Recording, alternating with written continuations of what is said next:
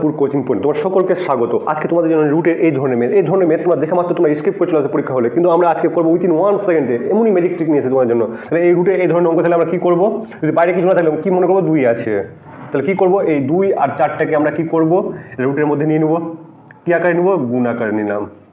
দেখবেন এটা 3 আছে না, মনে হচ্ছে না 2 এর পাওয়ার কিউব আছে, কিন্তু না ওটা কিউব নাই, এটাকে আমরা কিউব আকারে নিয়ে নিলাম, ঠিক আছে, 2 এর পাওয়ার কিউব করে নিলাম, ঠিক আছে। তাহলে কত হবে গুণ করলে, 2 এর পাওয়ার গুণ করলে কত হবে 8, আর এখানে গুণ আকারে 4 আছে।